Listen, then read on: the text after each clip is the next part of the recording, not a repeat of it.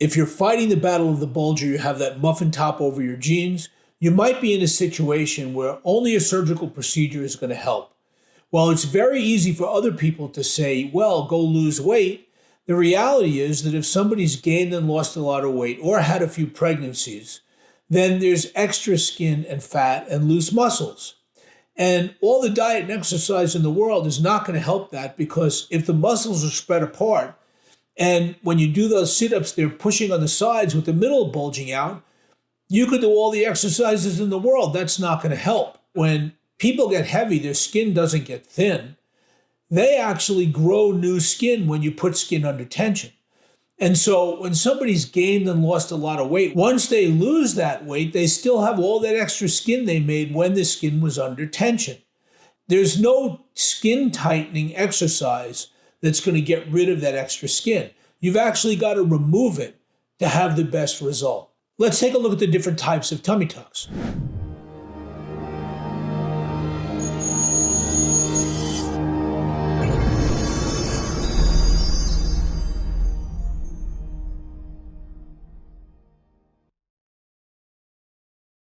First, there's a mini tummy tuck, which only addresses the skin and fat at the bottom of the belly. This procedure is usually good for people that are unluckily born with that little extra loose pouch of skin that hangs over the pubic area, and they never really had a lot of weight loss or weight gain. And in that case, we can remove that area because their upper abdomen looks great. Then there's the regular tummy tuck, in which you remove the extra skin and fat from the upper and lower abdomen. You remove as much skin as you can from the sides, depending on how far you want that incision to go. And the sides are taken care of with laser liposuction. That's the majority of cases. The third type is the extended tummy tuck. And in the extended tummy tuck, you're bringing the incisions way around to the sides, almost to the back. And that's usually reserved for people that have had gastric bypass and lost massive amounts of weight, because they've got a lot of extra hangy skin.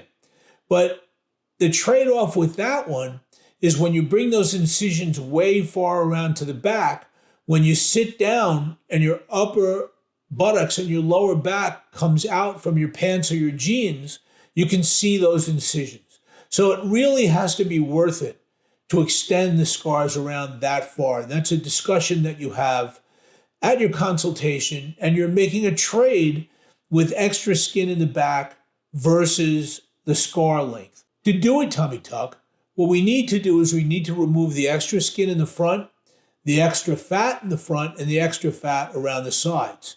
We also have to tighten the abdominal muscles. In most cases, when you've had massive weight gain and loss or pregnancies, the two muscles called the rectus abdominis muscles, which go up and down the abdomen on the sides of the belly button, and they go from the breastbone down to the pubis, have separated. And so when you're doing sit-ups and abs, what happens is they're pressing in on the sides, but the middle is popping out. So those need to be brought back to the middle. And the way we do that is we have to expose them first so we can see them. The first step is we draw a line around the belly button. We're leaving your belly button where it is. It's a myth that we make a new belly button with this procedure. We actually leave yours there and work around it. So we make an incision around the belly button, we leave it, and we remove a diamond-shaped area of skin and fat of the lower abdomen, from the pubis to the belly button. Then we lift up the upper skin and fat up to the breastbone. Now we're looking straight at the muscles. Using sutures that are almost like shoelaces going back and forth, we bring those muscles back to the middle, giving you a nice, flat, tight belly. So now the only area that's still connected to that upper area of skin and fat, as far as blood supply is concerned, is the upper portion where it's still connected to the breastbone. So what I do is I pull down and I pull down and I pull down until I see where it starts to turn white. At that point, I mark the lower incision and I remove as much of the skin that I left initially as I can, hoping to get all the way down to the pubic area. And in most cases, the skin is enough that used to be at the top, because you're now smaller and tighter.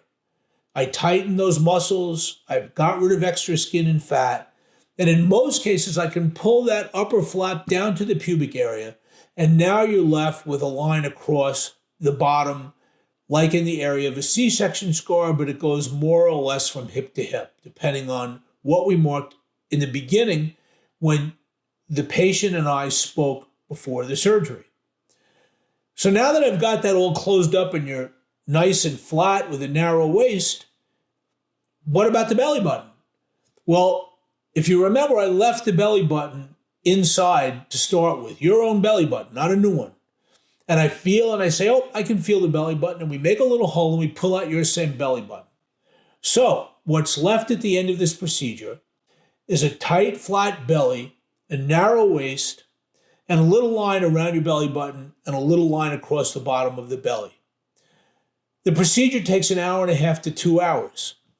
At the beginning of the procedure, I instill a very long-acting anesthetic, so you need very little anesthesia to stay asleep. Most people wake up very comfortable because they're still numb. That anesthesia lasts about 14 hours at a minimum. You start your pain medicine in the recovery room. You take it every 3 hours by the clock. Sometimes people elect to stay overnight because they want the extra care and they can go home in the morning, but the vast majority of people will go home a few hours after surgery. You see me the next day. And usually people with a tummy tuck are home for about 2 weeks. You need to take it easy to allow that healing to occur. After the second week, most people are back to work and school and whatever else they want to do. They're not back to the gym or strenuous activities, though, for anywhere from 4 to 6 weeks, depending upon the case, and we look at that together. The first week, you see 90% of the benefit. The extra skin and fat has been removed, the waist has been tightened, the belly's been flattened, but some of that result is masked by swelling. Every surgery has swelling. So the last 10% or so goes away slowly over about 6 months. So you look way better than you did before immediately, but you continue to look better over a period of about 6 months. For further explanations on this, see more of my YouTube videos, see my website at drstudin.com, that's drstudin.com. Follow me here, and I'm Dr. Joel Studin.